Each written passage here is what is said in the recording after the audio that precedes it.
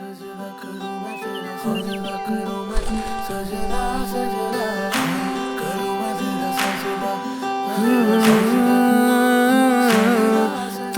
ఒక హిస్టరీ ఉందా లేదా మిస్టరీ ఉందా ఏమో తెలియదు, కానీ 7 వండర్స్లో ఒకటైన తాజ్మహల్ ఎందుకు చూడాలి, అసలు ఫస్ట్ సిటీ అయిన కాశీని ఎందుకు చూడాలి ఏమో నాకు తెలీదు. కానీ 4 డేస్లో ఈ ట్రిప్ మొత్తం నేను చాలా బాగా ఎంజాయ్ చేశాను. ఈజీ ట్రాన్స్పోర్ట్ చూసుకున్నా కూడా 75 కిలోమీటర్స్ నడిచాను.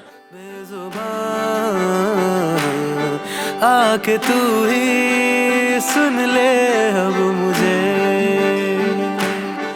నేను నల్గొండలో ఛాయా సోమేశ్వర టెంపుల్కి వెళ్ళాను. అక్కడ అనుకున్నా డెఫినెట్గా మహాకుంభమేళ వెళ్ళాలి అండ్ కాశీ వెళ్ళాలి, అయోధ్య కూడా వెళ్ళాలి ఈ ట్రిప్లో అని. సో ఈరోజు నేను నల్గొండలో ఉన్న ఛాయా సోమేశ్వర స్వామి టెంపుల్ దగ్గరికి వచ్చాం. ఈ ఇయర్ నా విషయం ఏంటంటే మనకి ఎవ్రీ 12 yearsకి కుంభమేళ జరుగుతుంది, కాకపోతే ఇది 144 yearsకి జరుగుతుంది. డెఫినెట్గా నీట్గా కుంభమేళని, వారణాసిని, అయోధ్యని నేను విజిట్ చేయాలనుకుంటున్నా. చూద్దాం ఎలా అవుతుందో ఈ యాత్ర.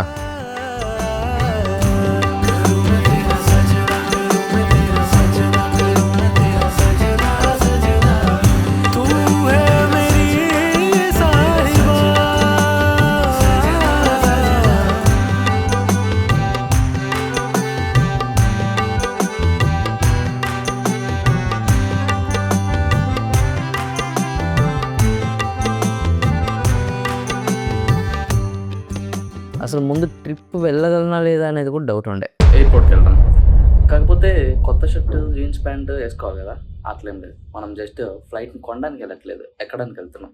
జస్ట్ టీషర్ట్ నైట్ ప్యాంట్ ఏం లేదు, ఈ normal slippers. Just go to airport. ఎలాగో కుదిరింది, బుక్ చేసేసుకున్నా. కాకపోతే ఈ ట్రిప్లో అయోధ్య మిస్ అయింది. మార్నింగ్ లేచా, ఫటాఫట్ రెడీ అయ్యా. నాకు హైదరాబాద్ ట్రాఫిక్ గురించి తెలిసిందే. 2 hours ముందే స్టార్ట్ అయ్యాను ఎయిర్పోర్ట్కి. ప్రతిసారి మనం ఫ్లైట్ ఎక్కితే డిలే డెఫినెట్గా అవుతుంది, కానీ ఈసారి అదృష్టం కొద్ది డిలే కాలేదు. ఎయిర్పోర్ట్లో కాసేపు అటు ఇటు తిరిగి స్నాప్స్, ఇన్స్టాగ్రామ్ స్టోరీస్ అండ్ ఈ టైప్ కొన్ని క్లిప్స్ తీసేసుకొని దాని తర్వాత ఫ్లైట్ ఎక్కా. ఫ్లైట్స్లో నాకు ఎందుకో కంటే ఎయిర్ ఇండియానే మంచిగా అనిపిస్తుంది. అండ్ హైదరాబాద్ నుంచి ఆగ్రాకి రీచ్ అయ్యా. ఇక్కడ నుంచి మనం ప్రయాగరాజ్ వెళ్ళాలి. డైరెక్ట్గా ప్రయాగరాజ్కి టికెట్స్ చాలా హై ఉన్నాయి. ఆగ్రా నుండి ప్రయాగరాజ్ వెళ్ళాలి. నైట్ టైం బస్సు ఉంది, చాలా టైం ఉంది. సో ఇప్పుడు నేనేం చేశాను అంటే దగ్గరలో ఉన్న తాజ్మహల్ని విజిట్ అయ్యాను.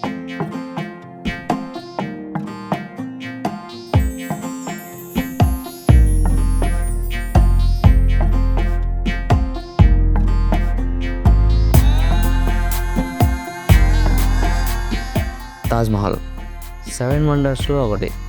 ఇది ప్రేమకి చిహ్నం కదా, ఇది అందరూ తెలుసు.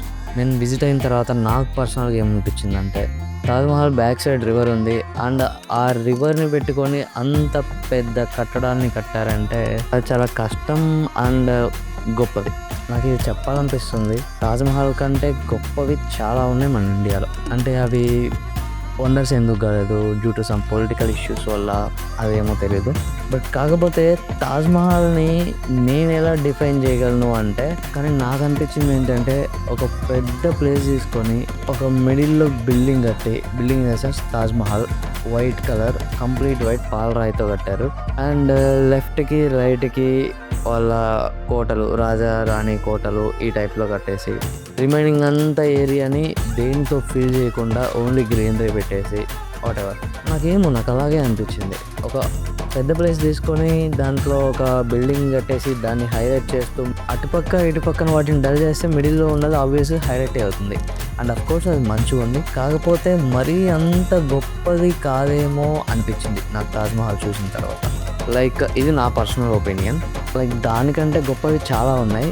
సనాతనిగా మిగతా వాటిని లేపుతూ తాజ్మహల్ని డౌన్ చేస్తున్నాను కాదు, తాజ్మహల్ బాగుంది, కాకపోతే మిగతా వాటితో కంపేర్ చేస్తే తాజ్మహల్ అనేది కొంచెం డౌన్లోనే ఉంటుందని నా ఒపీనియన్. అంటే ఈ కాలంలో ఇలాంటివి కట్టడం చాలా కష్టం, అది అందరికీ తెలిసింది. ఫైనల్గా నాకు తాజ్మహల్ నచ్చింది, కానీ అంతగా అయితే నచ్చలేదు. ఇది నా ఒపీనియన్.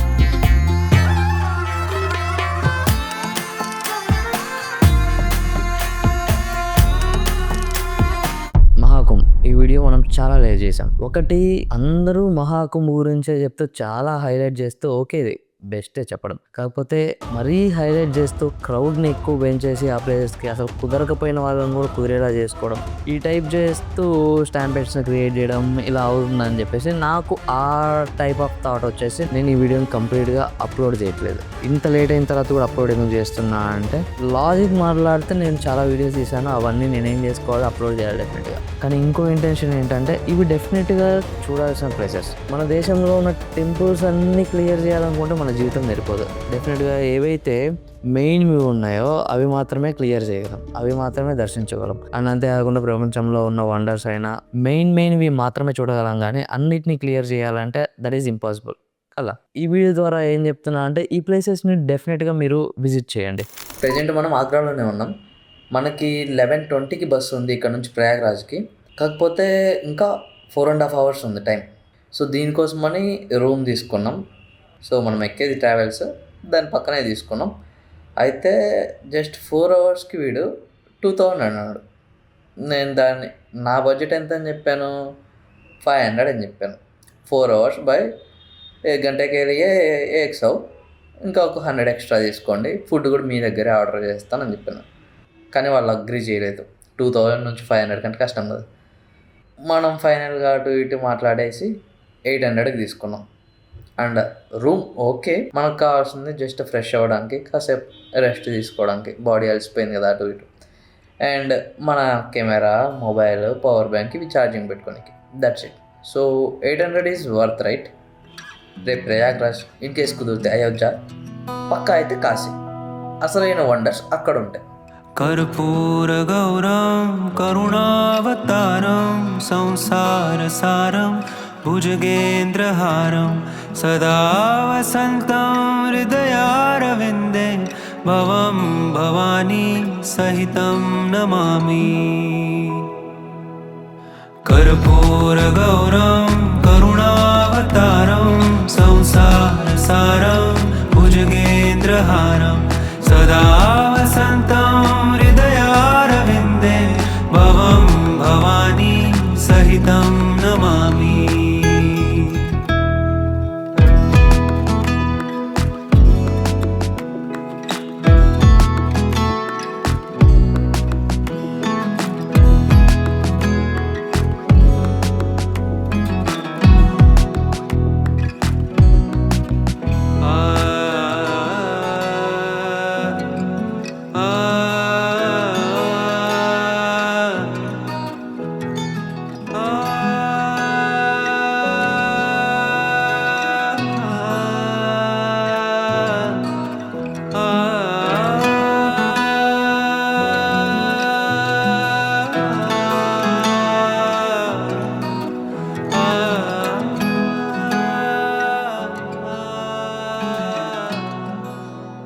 మహాకుంభ్ క్రౌడ్ గురించి చెప్పనక్కర్లేదు, మీరు చూస్తున్నారు. ప్రయాగరాజ్ ఎప్పుడు ఇంత క్రౌడ్ ఉండదు. మనకి తెలుగు స్టేట్స్లో అమీర్పేట్ కోచింగ్ సెంటర్స్కి ఎలాగైతే ఫేమస్, సో యూపీలో ఆ టైప్ ఆఫ్ ఫేమస్ అంట. కోచింగ్ సెంటర్స్ కానీ లేదంటే ఈ గవర్నమెంట్ ఎగ్జామ్స్కి ప్రిపేర్ అవ్వడం, ఈ థింగ్స్ అన్ని ప్రయాగరాజ్లో రన్ అవుతాయి. ఓన్లీ స్టూడెంట్సే ఎక్కువ ఉంటారు. కాకపోతే ఈ మహాకుంభ్, కుంభమేళా ఇవి జరిగే టైంలో మాత్రమే క్రౌడ్ ఎక్కువ ఉంటుంది. అండ్ అక్కడ ఉండే బోట్స్ని రిలీజ్ చేయడం కానీ ఇలాంటివన్నీ ఈ పీరియడ్లోనే చేస్తారు. అండ్ బిజినెస్ కూడా ఈ టైంలోనే గ్రోత్ అవుతుందంట. ఓన్లీ ఈ మహాకుంభ్ టైంలోనే ఇండియాలో ఉండే అన్ని స్టేట్స్ కంటే ఉత్తరప్రదేశ్ చాలా హై రెవెన్యూని జనరేట్ చేస్తుందంట.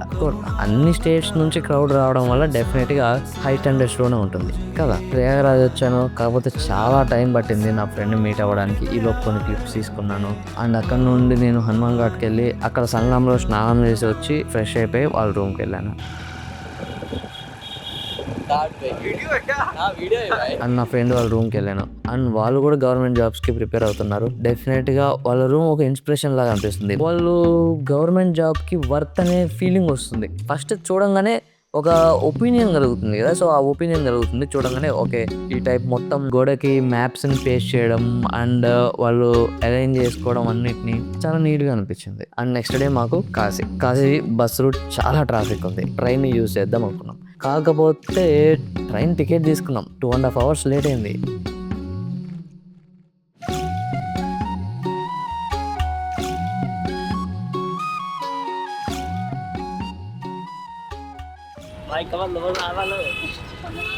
Bye bye.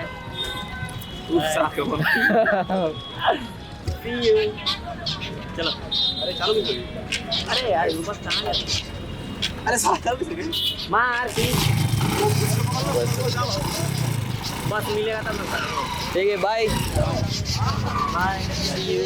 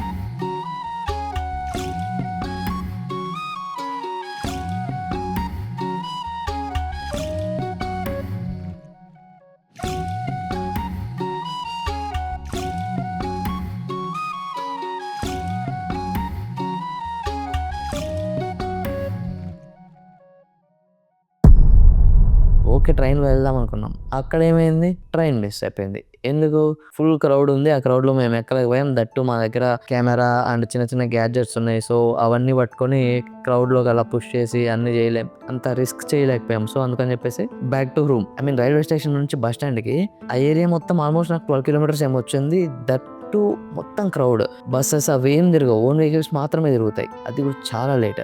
లేకపోతే బైక్స్. సో బైక్స్ వాళ్ళు ఎవ్రీ 1 కిలోమీటర్ 2 కిలోమీటర్స్కి 100 రూపీస్ ఛార్జ్ చేస్తున్నారు. లేదు మాట్లాడి లోకల్ అది అని చెప్తే 300 మినిమం ఛార్జ్ పడుతుంది ఆ 5 కిలోమీటర్స్ డిస్టెన్స్కి. సో అక్కడ నుంచి మేము బస్ని పట్టుకున్నాం. ఆ బస్లో ఆ ప్రయాగ్రాజ్ నుంచి కాశీ వెళ్ళాం. కాశీ వెళ్ళిన తర్వాత అంటే ఇప్పటి వరకు క్రౌడ్లో మొత్తం తిరిగి అన్నీ గుద్దుకొని అట్లా ఇట్లా చేసి కాశీ వెళ్ళిన తర్వాత ఆ ప్లేస్ ఓకే, కొంచెం క్రౌడ్ తక్కువ ఉంది, ఓకే అనిపించింది. అండ్ అక్కడ నాకు కొంతమంది పరిచయం అయ్యారు, తెలుగు వాళ్ళు. సో వాళ్ళు చెప్పారు ఏంటంటే, బ్రో దర్శనం చేసుకుంటే వెనక మణికర్ణిక ఘాట్ సైడ్ నుంచి వెళ్ళండి, మెయిన్ సైడ్ నుంచి వెళ్ళొద్దు, చాలా టైం పడుతుంది అని చెప్పారు. మా వాడు ఏం చెప్పాడంటే, రేపు మార్నింగ్ చేద్దాం, ఫస్ట్ రూమ్ తీసుకుందాం, రూమ్లో ఉండి రేపు మార్నింగ్ వెళ్దాం అని అన్నాడు. మనకి అక్కడ కనిపిస్తుంది, డిస్ప్లేలో కనిపిస్తుంది కాశీ విశ్వనాథుడు ఎలా ఉంటాడో అక్కడ డిస్ప్లేలో కనిపిస్తుంది. అది చూసి ఆగలేకపోయి అప్పుడే దర్శనం చేసుకోవాలి అని చెప్పాను.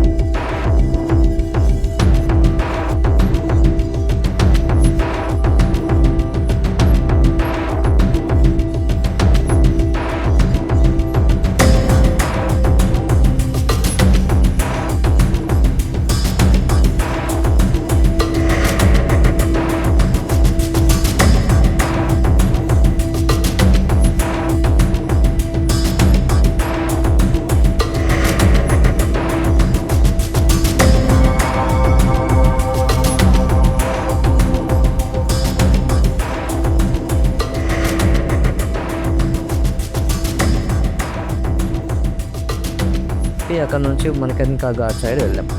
అక్కడ పోలీసులు ఆపేస్తున్నారు. నాకు దర్శనం ఎలా అయిందంటే, సింపుల్గా యూ బిలీవ్ ఆర్ నాట్, నాకు దర్శనం ఎలా అయిందంటే, ఫస్ట్ పరిచయం అయ్యారు మన తెలుగు వాళ్ళు చెప్పారు, బ్రో మీరు దర్శనం మణికర్ణిక ఘాట్ నుంచి వెళ్ళండి అని. అక్కడ నుంచి మణికర్ణిక ఘాట్కి ఎలా వెళ్ళాలో నాకు తెలీదు, తనకు కూడా ఐడియా లేదు. అంటే మొత్తం ప్లేసెస్ మొత్తం చేంజ్ చేశారు, ఎక్కడ మార్చేశారు. లైక్ ఇక్కడ క్యూ పెట్టడం, ఇట్లా ఏదైనా సీజన్ టైంలో ఇలాగే చేంజ్ చేస్తుంటారు కదా, అలా చేంజ్ చేశారు. సో మేము అక్కడికి వెళ్ళి ఒక పోలీస్ ఆయన అడిగాం, మీరు ఇట్లా స్ట్రైట్ వెళ్ళండి, ఒకసారి రైట్ తీసుకోండి, మీకు మణికర్ణిక ఘాట్ వచ్చేస్తుంది అని.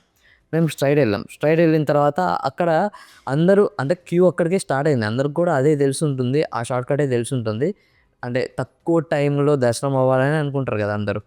సో స్ట్రైట్ వెళ్ళాం అండ్ రైట్ తీసుకోమన్నారు. అక్కడికి వెళ్ళేలోపు అంటే రైట్ మాకు కళ్ళకి కనిపిస్తుంది. అక్కడ వేరే పోలీస్ అతను ఏమని చెప్పారంటే, మీరు అట్లా వెళ్ళొద్దు, కొంచెం టైం పడుతుంది అని చెప్పేసి ఒక చిన్న షార్ట్‌కట్ చిన్న గల్లీ ఉందన్నమాట. సో ఆ గల్లీలోకి పంపించేసాడు మమ్మల్ని. ఆ గల్లీలోకి పంపించేసాడు. డైరెక్ట్‌గా వెళ్ళాము. చూస్తే డైరెక్ట్ టెంపుల్ ఎంట్రన్స్ ఉంది. మెయిన్ ఎంట్రన్స్ ఘాట్ నుంచి డైరెక్ట్ టెంపుల్ మెయిన్ ఎంట్రన్స్ ఉంది. సో అంటే మణికర్ణిక ఘాట్‌కి మెయిన్ ఎంట్రన్స్‌కి మిడిల్‌లో లైన్ ఉంది. ఆ లైన్ నుంచి వెళ్ళాం. అక్కడ నుండి మాకు లోపలికి అంటే మేము డైరెక్ట్‌గా ప్రయాగరాజ్ నుంచి వచ్చేసాం. దట్టు వచ్చిన తర్వాత ఏ రూమ్ తీసుకోలేదు. డైరెక్ట్‌గా దర్శనంకి వెళ్దాం అనుకున్నాం. అప్పుడు ఏమైందంటే మా దగ్గర లగేజ్ ఉంది. దట్టు చెప్పులున్నాయి. మా ఫ్రెండ్ ఏం చెప్పాడంటే, నువ్వెళ్ళు నేను చాలాసార్లు చూశాను. నువ్వెళ్ళు త్వరగా దర్శనం చేసుకొనిరా. నేను ఇవన్నీ క్యూలో పెట్టుకుంటా అన్నాడు.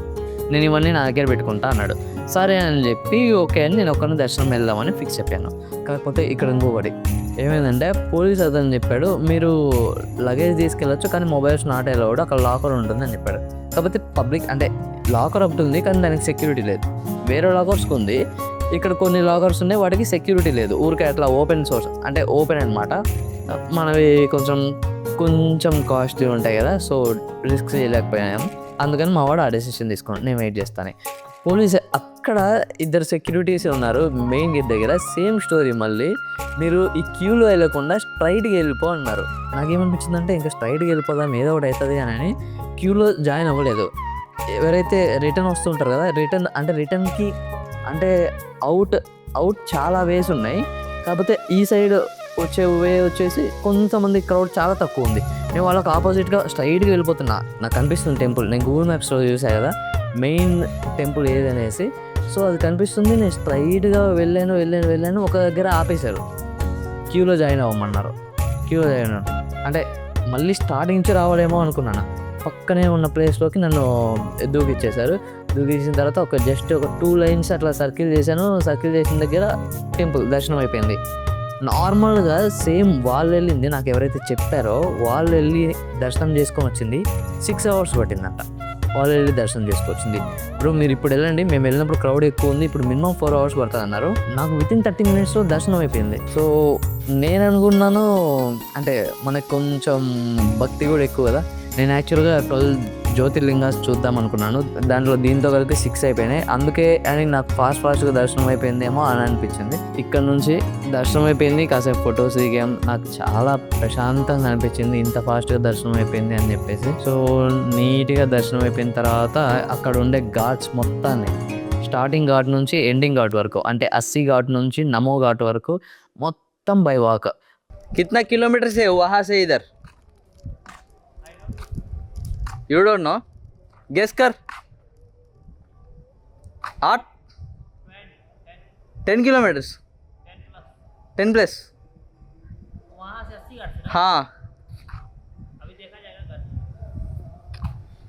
10 kilometers నడిచాం మనం.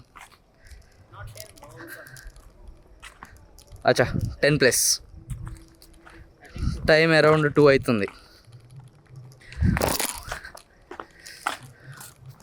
With this local guy, but I think he don't know anything. Just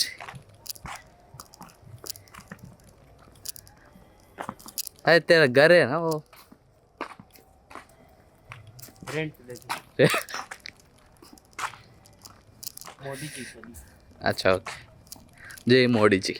almost 18 kilometers ఏమో ఉందంట. 18 kilometers బై వాక్ మొత్తం చూసాం.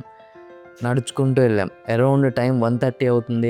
అక్కడ కొంతమంది అఘోరాలు ఉన్నారు, కొంతమంది ఫారినర్స్ ఉన్నారు. ఫారినర్స్ అఘోరాస్ ఏవో మాట్లాడుతున్నారు, అంటే కొన్ని టైప్స్ గురించి.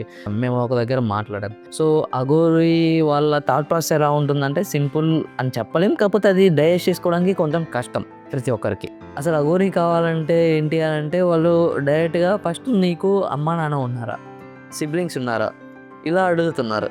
అంటే నీకు ఎవరు లేరు అనుకుంటే ఈ టైప్ ఇట్లా వచ్చాయి, అప్పుడు నీవు చూపించుకో. నీకు ముందు రెస్పాన్సిబిలిటీస్ ఇంపార్టెంట్, దేవుడి కంటే ముందు అమ్మ ఇంపార్టెంట్. సో అంటే ఆ టైప్లో చెప్పారు. ముందు నీ రెస్పాన్సిబిలిటీస్ ఏవైతే ఉన్నాయో అవి ఫినిష్ చేసుకున్న తర్వాత నువ్వు ఈ టైప్లో అన్వయించడం స్టార్ట్ చేయాలి అన్నారు. అంటే వాళ్ళు చెప్పింది కరెక్టే. ఇప్పుడు మన జనరేషన్లో లైఫ్ని స్కిప్ చేయాలంటే ఈ మార్గాలు చూసుకుంటున్నారు. అంటే ఎక్కువ స్ట్రెస్ ఉండి ఎక్కువ కష్టాలు ఉండడం వల్ల నాకు ఏమొద్దు, నేను ప్రశాంతంగా వెళ్ళిపోతా అంటే వాటిని లీడ్ చేయలేక కొంతమంది ఇలాంటివి చేసుకుంటున్నారు. లైక్ చెప్పలేము, అది కాంట్రవర్సీ అవుతుందేమో, కాకపోతే ఈ టైప్ థాట్స్తో ఉంటున్నారు ప్రజెంట్ మన జనరేషన్. అక్కడ అఘోరాలు ఏం చెప్పారంటే, సో మనం పుట్టింది బ్రతకడానికే, కాకపోతే నువ్వు కష్టాలు, ప్రతి ఒక్కరికి కష్టాలు వస్తాయి. నువ్వు చేయాల్సింది ఏంటంటే పక్కన వాడికి కష్టాలు కలిగించొద్దు. ఎందుకంటే వాడికి ఆల్రెడీ కష్టాలు ఏ ఒకటి ఉంటాయి. డెఫినెట్గా ఒక్కొక్కరికి ఇప్పుడు నాకు చిన్నది ఏదైనా ఉంటే అదే నాకు పెద్ద కష్టం, నాకున్న కష్టమే పెద్ద కష్టం. అలాగే వాడికి ఇంకొక కష్టం ఉంటుంది. ఇన్ కేస్ నువ్వు ఏదైనా యాడ్ ఆన్ చేసావు అనుకో నీ సైడ్ నుంచి, వాడు ఉన్నే కాకుండా ఇంకా లో అవ్వడం జరుగుతుంది. సో అలాంటివి నువ్వు చేయొద్దు. నీ లైఫ్ నీ గురించి నువ్వు చూసుకో. పక్కన వాడికి హెల్ప్ చేయకపోయినా పర్లేదు, కానీ పక్కన వాడికి ఒక ఎక్స్ట్రా సాడ్ పాయింట్ అనేది యాడ్ చేయొద్దు అని అయితే ఆ టైప్లో చెప్పారు. నాకు ఎగ్జాక్ట్గా ఆయన చెప్పింది కన్వే చేయడం రాకపోయినా మీనింగ్ అయితే ఇది. అన్నిటికీ కారణం ఏంటంటే ప్రేమ. దాన్ని ఎక్కడ ఎలా చూపించాలో తెలుసుకుంటే చాలంట, ప్రతిదీ దాంతో సాల్వ్ అయిపోతుంది అన్నారు. నా పర్సనల్ ఒపీనియన్ ఏంటంటే, నువ్వు విలేజ్లో ఉన్న, టౌన్లో ఉన్న, సిటీలో ఉన్న, ఎక్కడున్నా సరే అసలు మనీ ఉంటేనే మనము ప్లేసెస్ని చూడాలి, మనీ ఉంటేనే మనం అక్కడికి వెళ్ళాలి, ఇక్కడికి వెళ్ళాలి, ఇలాంటిది పక్కన పెట్టి డెఫినెట్గా నీ బాడీని మూవ్ చేస్తూ ఉండు ఎక్కడో ఒక చోటకి. అండ్ నీ బాడీతో పాటు నీ థాట్స్ ఆటోమేటిక్గా మూవ్ అవుతూ ఉంటాయి, కొత్తవి జనరేట్ అవుతూ ఉంటాయి. సో ఇది డెఫినెట్గా చేస్తూ ఉండే అనేది నా పర్సనల్ సజెషన్. మన ఇన్స్టాగ్రామ్ వీడియోస్లో, యూట్యూబ్ వీడియోస్లో మణికర్ణికా ఘాట్ గురించి చాలా వీడియోస్ చూసాం. ఇక్కడ ఎలా అంటే, ఇంటి దగ్గర ఉన్నప్పుడు లేదంటే ఎక్కడ ఉన్నప్పుడు దారిలో ఎవరైనా శవం ఇట్లా ఎదురొస్తుందంటే దాని దగ్గర ఉన్న తర్వాత మళ్ళీ వెళ్ళి స్నానం చేసి గుడికి వెళ్ళడం ఇలా జరుగుతుంది. కానీ మేము ఎలా అంటే, అక్కడ మణికర్ణికా ఘాట్లో మా కళ్ళ ఎదురుగే ఆ శవాలు ఏవైతే ఉన్నాయో అవి ఇట్లా కాలుతూ ఉన్నాయి. మొత్తం కంప్లీట్గా బూడిదలాగా చేసేస్తున్నారు, ఇట్లా పెట్టేసి కంప్లీట్గా కాల్స్తున్నారు మణికర్ణికా ఘాట్లో. మేము దాని మీద నుంచి ఎగ్జాక్ట్గా ఎక్కడైతే శవం ఇక్కడ ఉందో దాని పక్కన నుంచి ఇలా నడుచుకుంటూ వెళ్ళి టెంపుల్కి వెళ్ళి దర్శనం చేసుకున్నాం. అంటే నాకేమనిపించింది అంటే, ఒక డైలాగ్ గుర్తొచ్చింది మన తెలుగు మూవీస్లో అనుకుంటా, శవం శివంతో సమానం అని. సో ఇది చూస్తే ద బెస్ట్ ఎగ్జాంపుల్, వెంటనే అది స్ట్రైక్ అయిపోయింది. అంటే మనం శవంని ఎలా చూస్తామంటే ఒక అపశకునం, లేదంటే అసలు కంప్లీట్ బ్యాడ్ వేలో చూస్తాం. కానీ మణికర్ణికా ఘాట్ ఎలా ఉందంటే, ప్రతి ఒక్కరూ లైక్ ఆ ఘాటుకు వచ్చేదే శవాలని కాలం చూడడానికి. అంటే మనం చనిపోయిన తర్వాత కొంచెం సేపు ఏడవడం మనకు తెలిసిన వాళ్ళు, కానీ దాని తర్వాత డెఫినెట్గా గుర్తుంటాం. కాకపోతే మన బాడీని అయితే ఎవరు అట్లనే పెట్టుకొని ఫ్రీజర్ పెట్టుకొని ఇంట్లో పెట్టుకొని అట్లనే ఉంచుకోరు కదా. ఆ బాడీని కానీ ఆత్మని కానీ వేటినైనా అట్లా ఉంటుంది. అంటే మణికర్ణికా ఘాట్లో కంప్లీట్గా పోయిన తర్వాత శివుడు డైరెక్ట్గా అక్కడే ఉంటాడు. నీకు మొత్తం నీ రిలేటివ్స్ పోయినా, ఫ్రెండ్స్ పోయినా, ఎవ్వరు పోయినా, నువ్వు చనిపోయిన తర్వాత నేను నీతో ఉంటాను అని కైలాసం నుంచి అక్కడే ఉంటాడంట. ఇది ఒక స్టోరీ ఉంది. సో దీని గురించి ఒకసారి మళ్ళీ చూడండి. నాకు ఆ ట్రిప్ అయిపోయిన తర్వాత రిటర్న్ అయ్యే వరకు ఇదే గుర్తుంది. ప్రతిసారి మనం శవాన్ని చూస్తే అదొక అపశకనము, సాడ్గా ఫీల్ అయ్యి ఏదో బ్యాడ్ థింగ్ లాగా ఫీల్ అయ్యి వెళ్ళిపోయి స్నానం చేసి అన్నీ చేస్తూ ఉంటాం. మనం ఒక గుడికి వెళ్ళాలి అని అంటే, శవం మీ నుంచే గుడికి వెళ్తున్నాం అంటే అసలు మనం ఏ థాట్ ప్రాసెస్లో ఉన్నాం, ఎలాగా ఆలోచించాలి అనేవి. ఇన్ఫ్యాక్ట్ నేను ఒక కన్ఫ్యూజన్లో పడిపోయాను. ఇక్కడ చాలామంది ఆ శవం ఎలా కాలుతుందో చూడడానికి వచ్చారంట. అండ్ అక్కడ నుంచి మేము కాసేపు నడిచాము, అన్నీ చూస్తూ ఉన్నాము, ప్లేసెస్ అన్నీ, బోట్స్, ఇంకా కొన్ని ఫొటోస్ దిగాము. అక్కడ నుంచి డార్మెటరీకి వెళ్ళిపోయాము. రూమ్స్ చాలా చూసాం, స్కామ్స్ కూడా జరుగుతున్నాయి. ఇన్ఫ్యాక్ట్ మనం ఎక్కువ ట్రావెల్ చేయడం వల్ల వాటి గురించి కొంచెం అవగాహన వచ్చి ఎస్కేప్ అయ్యాం. అండ్ అక్కడ నుంచి డార్మెటరీ తీసుకొని ఎర్లీ మార్నింగ్ మళ్ళీ స్టార్ట్ అయ్యాం. ఎర్లీ మార్నింగ్ లేచిన తర్వాత బాత్ చేసేసి అక్కడ నమో ఘాట్లో ఎంట్రీ అయ్యాం. నమో ఘాట్లో బోట్ని తీసుకున్నాం. ఆల్మోస్ట్ నేను 4-5 టైమ్స్ ఏమో బోట్ని ఎక్కాను, అటు ఇటు, ఆ ఘాట్ నుంచి ఈ ఘాట్కి, ఈ ఘాట్ నుంచి ఆ ఘాట్కి. బోట్ జర్నీ అనేది గంగాలో ద బెస్ట్ అనిపించింది. ఐ మీన్ కాశీ దగ్గర చాలాసార్లు తిరిగాను, వీడియో క్లిప్స్ తీసుకున్నాను. చాలా అంటే చాలా బాగా అనిపించింది ఆ బోట్ జర్నీ వచ్చేసి. అంటే వితిన్ 15 to 20 minutesలో బోట్ జర్నీ మొత్తం క్లియర్ అయిపోతుంది. కాకపోతే ఆ బోట్లో ఉన్న సింగిల్ బోట్, క్రౌడ్తో కాదు, సింగిల్ బోట్లో ఉండి వెళ్తుంటే ప్రెజెన్స్ ఆఫ్ మైండ్ అనేది చాలా అంటే చాలా నీట్గా ఉంటుంది. నాకేమనిపించిందంటే, కాశీ చూసిన తర్వాత తాజ్మహల్ దాంట్లో ఒక 10% కూడా లేదనిపించింది. అంత మంచిగా ఉంది ఆ ప్లేస్ కానీ, ఆ వాటర్లో బోటింగ్ కానీ, ఇవన్నీ అసలు వేరే లెవెల్. మీరు చెప్తే కదా ఒకసారి చూస్తేనే మీకు ఆ ఎక్స్పీరియన్స్ వస్తుంది. నాకున్న ఎక్సైట్మెంట్ ఏంటో మీకు కూడా తెలుస్తుంది. दिल ये चल रहा था अकेला, लेकिन तू दिखा और गेम इसने भी खेला. अब तो ख्वाब तेरे ये देखे, थोड़ा रिस्क लेके तुझ पे डोरे भी फेंके. सुन जरा तू इसकी धुन जरा तू, कब से होप लेके तेरे डोर पे खड़ा दिल. तेरे इश्क में पड़ा दिल, छोटे पैक में बड़ा दिल, छोटे पैक में बड़ा दिल, छोटे पैक में बड़ा दिल, छोटे पैक में बड़ा दिल, छोटे पैक में बड़ा दिल, छोटे पैक में बड़ा दिल.